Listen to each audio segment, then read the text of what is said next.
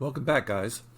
So, on Tuesday, today, what we're going to be doing, we're establishing the notions of basic composition and rhetoric and the patterns that we'll be using throughout the course. So, first off, I do want to mention that I do have a website set up for the course. So, it's yet another way of connecting with the material. All my lectures are out here. Most of my notes are out here. What you can't find in Schoology will be here, and I'll let you know when to use this site. So you notice it says school year 2020-2021. Right here, under general course outlines, there you go, English 1301, top of the list. And again, what you have is just a general breakdown of the calendar of what is expected for this semester, this term. Okay, you can check this out at your convenience. The link is provided inside Schoology. And so this is a general notion of what we're doing today. This will be Wednesday, Thursday, so forth and so on. I do often use Twitter. I like the whole tweet concept. So do, on occasion, check out the links and see what's out there, the post, see what I'm talking about. I won't test you on the post, but it does give you some general information of what's ahead in the course. Often I will post something that connect to the course. Okay. Moving forward. As we go along, I might be experimenting with other taping methods, so just be aware this display of information will change sometimes as we go along. But as it is, this is the Schoology sheet, the page, and I've already shown you the week at a glance, and here's Tuesday, the daily folder. These are the items I'll be going over quickly today. On your computer, you will have to view each item in order. Okay, so I'm not going to open each of these PDFs and walk you through each of the pages. I am going to point them out, do a quick summary, and say read more in depth. Okay, so just be prepared. I am showing you the steps that you take. You are in control of the learning. And of course, if ever you get lost or if ever you need more confirmation, by all means, like I said before, send me an email or post an item in the discussion board. It will always be open. So this first link I have here, this first PDF, is the syllabus. I've already walked you through the 2 or 3 pages of importance that I needed to clarify with you. Do look through this syllabus. Make sure you understand the expectations. So this second PDF, word of the day. Almost every day I'll have a word of importance, a word that will apply to your collegiate future. In this case, the theme of the day, rigor. Okay, Lone Star has said they are wanting a higher rigor of the classes, the DC courses. You are getting an authentic college level course. You are a freshman of college in this course.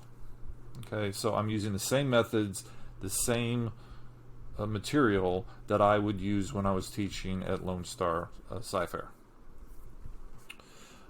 So rigor, officially,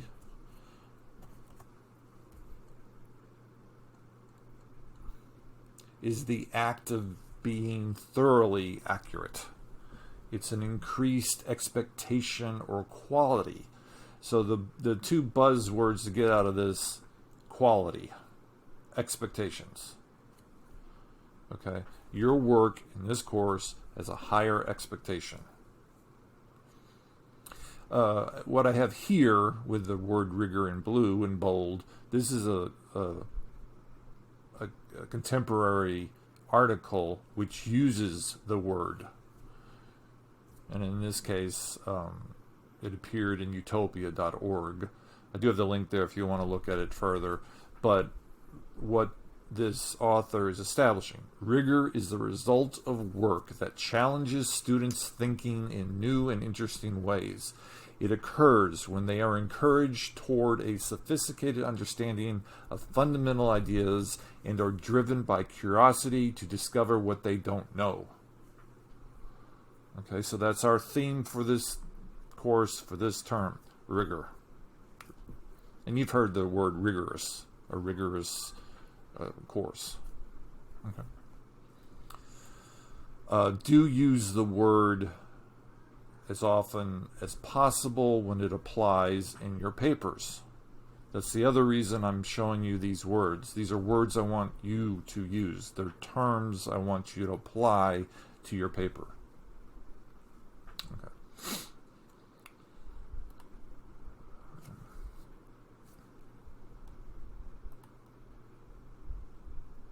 Okay, so that's the word of the day.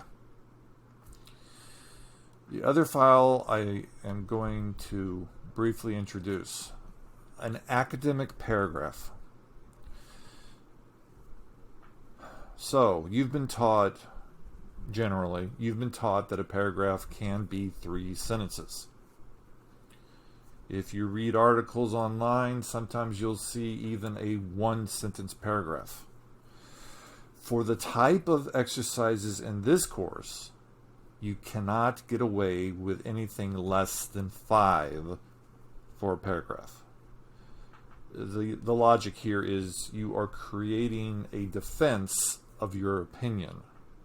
And once you establish your point of view in that paragraph, you have to defend it with valid information, valid evidence, and then explain how the evidence strengthens your opinion. Okay, so it's an ongoing building up of a foundation of your argument. You cannot let, you can't let the evidence speak for itself.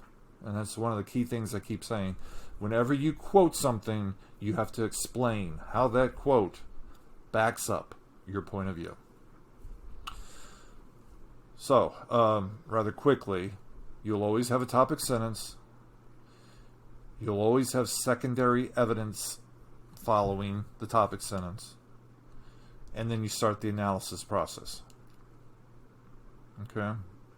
This analysis is very specific information that explains your point, which is based on your topic. So each one of these is connected and is essential for building the paragraph. Okay? So once you've established the preliminary analysis of what all this evidence is about, that's when you want to quote somebody. Quote an authority. And in that way you're establishing how your point of view is based on an authority, an established authority out in the world. Okay? Once you've got the quote established, that's when you want to review the information. Explain how this quote works towards defending your point of view.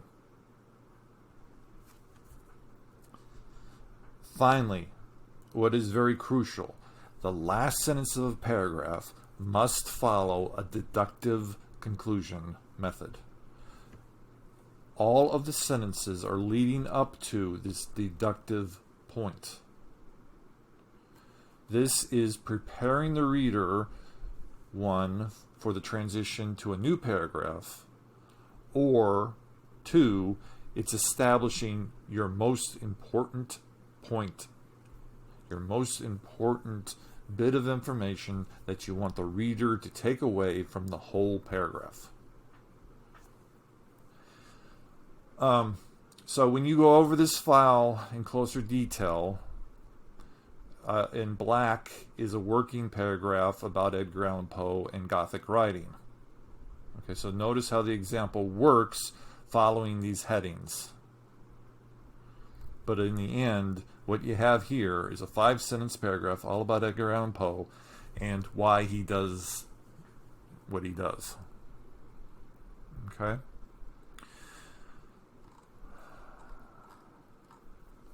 Okay, so that's the academic paragraph. All assignments will have to have 5-sentence paragraphs.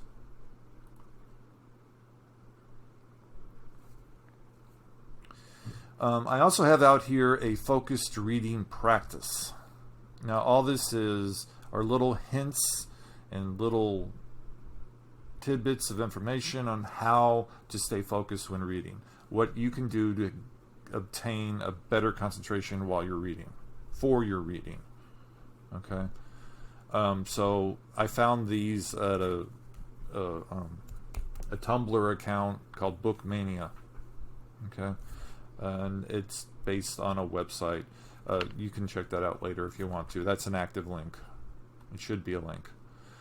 And these 5 are what Bookmania established as ways of having an active reading experience. How to get the most details out of a reading. I've added 5 more. Okay. So the thing I want to point out, I'm pointing out mine. Okay, first, the emphasis I'm making. Read a little bit each day, if only for 15 minutes. What you do, if you establish a habit and build up on that habit, you are strengthening your skills already, that you own already. So keep in mind, just a little bit every day, just read, if only for 15 minutes, read on anything you want. Okay? So the idea is you start out at 15 minutes, and then the next day you read, the next month, the next week or so, then you'll increase the time to maybe half an hour. Okay? Use it to your advantage. Spread out your time. There are some study support groups online. If you use Tumblr, they do have the study blur. I like that little tag, study blur. There's some interesting people out there, some eccentric readers. Even the hashtag reading will get you some interesting people. So all of these can help you advance your own reading habits. Just being inspired by another person can help you. If you need to, there are audio files often out in YouTube, so do check that out.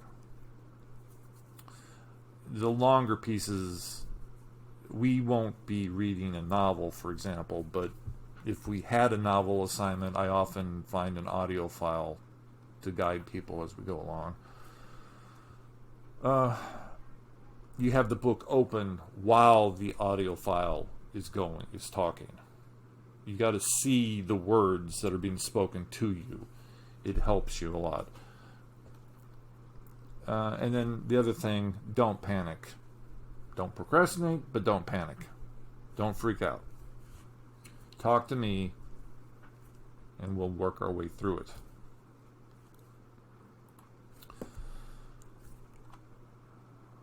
Okay.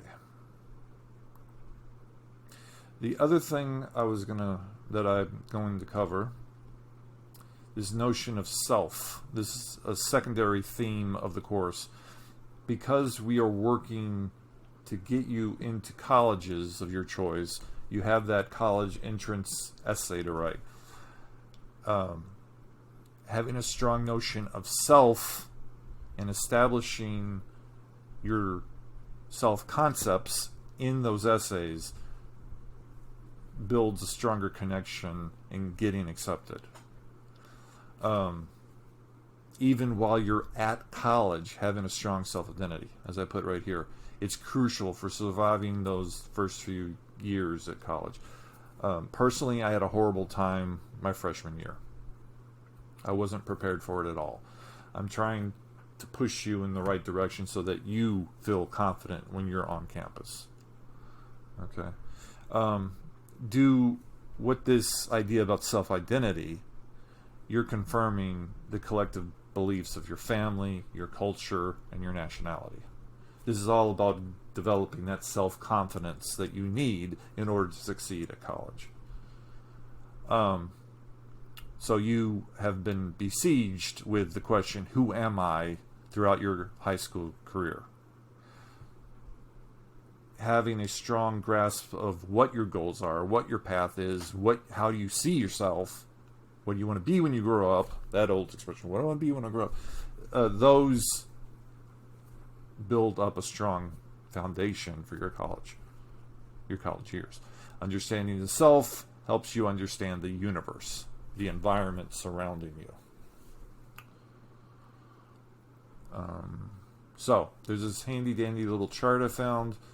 I rather like it. The self is your day-to-day thoughts going on in your head. And because of a strong foundation here, you'll have a strong evaluation, a strong self-perception of yourself, which affects your self-esteem, which affects how you interact in society, your social self, your social identity. Okay? Sometimes people's social identity is different than their personal internal self. I find it interesting how an individual can have a dual definitions of the self. It promotes interesting literature, is what it comes down to. So from this social self, how you interact in society affects your knowledge, your experience, the way you operate in life, the way you want to provide information to your children in the future. All this is tied in. And then again, we go back full circle to self-perception. And it circles around and around and around continually on a daily basis. Even I, in my old age, I'm doing the same thing. The self I present to you is different than the self I present to my son, which is different than the self I present to myself up here. Okay. Rather quickly, all this is doing here, throughout history, from the ancient world to the modern world, there have been little marks of achievement in how humanity views the self, how humanity approaches this notion of being an individual, how you affect society. So Plato is one of the first markers, because of it's recorded and it's archived, and we know what his intentions are. So in his Apology of Socrates, he has a good establishment of what it means to be an ancient Greek philosopher. You get a good sense of an individual. So from Plato and Socrates' views, you get Plato and what he says in the Republic. And from there you get Aristotle, a disciple of Plato. Aristotle wrote one of his surviving documents. It's called On the Soul, and there you learn a lot more about identity, what it means to be a person. Moving quickly through time, you then have the Catholic Bible, you have Muhammad, jumping way quick, you got William Shakespeare, the tragedy of King Lear, how that presents an individual. Then Descartes, his whole philosophy is being explained here. That's his examination of the self. And so I close it off here with Charlotte Bronte and Sigmund Freud. So we are not going to be reading this material. All of this material is being presented in the DC 2332 course. That's what they'll be reading and they'll be dealing with. but I just found it of interest to show you guys that these little markers have influenced and have connected in a formula-like fashion that builds your own self-identity way down here in 2020. So going as far back as 400 BCE, you know, that has shaped your modern notion today.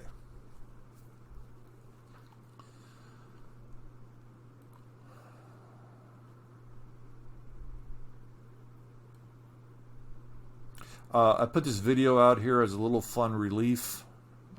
You want to watch it, so you have to watch it in order to connect to the next topic. But it's a musical a break in the routine of today. So do watch it. And then I have this poem by Emily Dickinson. You may have already read it. I'm Nobody, Who Are You? So do read through that rather quickly. Consider what she's talking about. Okay. Okay, so that's today's discussions. The exercise for Tuesday is basically a discussion board. Okay.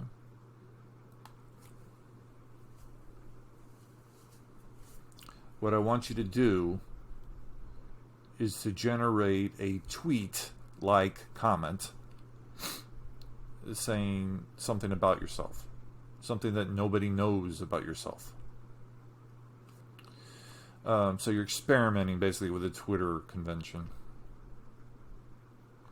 Your goal is to have 3 diverse statements of hashtag nobody knows. In this case, this first one is a joke. It established a sense of humor that this student had. This is an actual student. He was one of those guys that stand out in any crowd. No, he does not wrestle alligators on the weekends. No, I did not believe that he did this, and he's lying, but it shows his sense of humor. It shows his quality. This student gave a sense of personal history. I see a connection to the father, so forth and so on. So there are many ways of responding to this. There is a rubric, but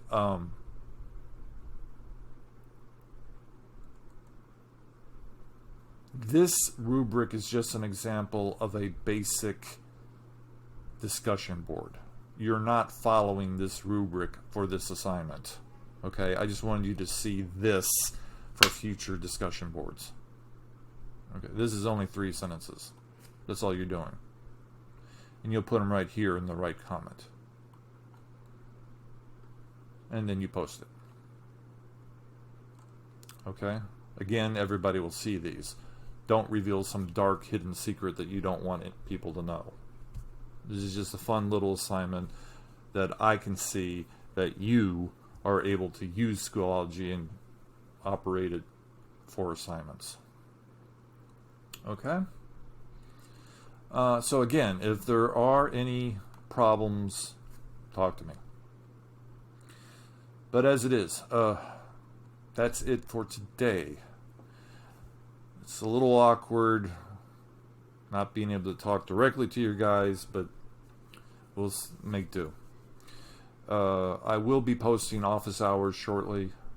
If you have any questions, you can always approach me during those office hours through Google Meets. Okay? So again, as I always say, be careful, be safe, and I will see you next time.